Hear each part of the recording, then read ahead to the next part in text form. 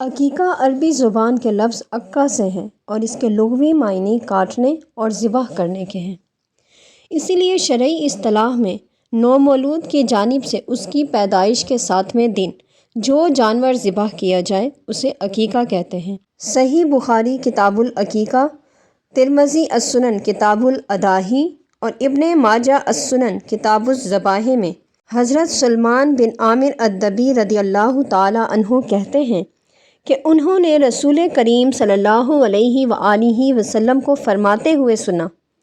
بچے کے پیدا ہونے پر عقیقہ اس کا حق ہے،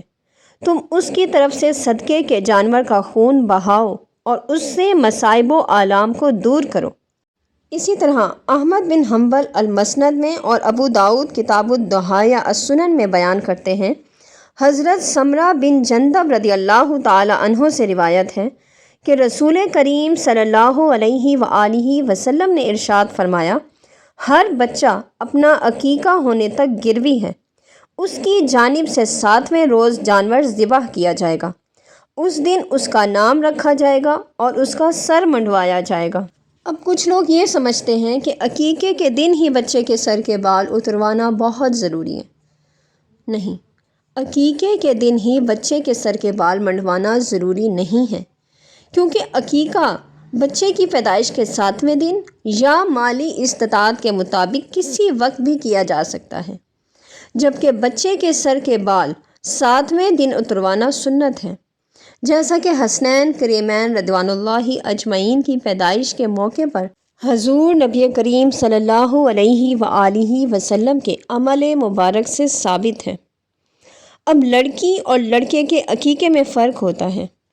لڑکی کی طرف سے عقیقے میں 1 بکری یا بکرا، جبکہ لڑکے کی طرف سے 2 بکریاں یا 2 بکرے ذبح کیے جاتے ہیں، جیسا کہ حضرت کرز رضی اللہ تعالی عنہا سے روایت ہے۔ اسے ابن ماجہ نے السنن کتاب الذبائح میں اور نسائی نے السنن کتاب العقیقہ میں بیان کیا ہے کہ انہوں نے رسول کریم صلی اللہ علیہ وآلہ وسلم سے عقیقے کے بارے میں سوال کیا تو آپ صلی اللہ علیہ وآلہ وسلم نے فرمایا،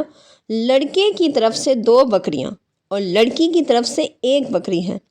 ان کا نر یا مادہ ہونا کچھ نقصان نہیں دیتا۔ اسی طرح اگر والدین کی مالی حالت غیر مستحکم ہو یا عقیقے کے مسائل سے وہ لا علمی کی وجہ سے اپنی زندگی میں اولاد کا عقیقہ نہ کر سکے ہوں تو بعد میں صاحب استطاعت اولاد خود بھی اپنا عقیقہ کر سکتی ہیں، اور عقیقے کے گوشت کی تقسیم کا طریقہ کار یہ ہوتا ہے کہ اس کے 3 حصے کیے جائیں، 1 غریبوں کے لیے، 1 رشتہ داروں کے لیے اور 1 اپنے لیے، لیکن ضرورت کے مطابق اگر ہو تو اپنے لیے زیادہ بھی رکھ سکتے ہیں، اور اگر ضرورت کم ہو تو اپنا حصہ دوسروں کو بھی دے سکتے ہیں۔ خواہ گوشت تقسیم کریں یا پکا کر کھلائیں، دونوں طرح سے ہی جائز ہے۔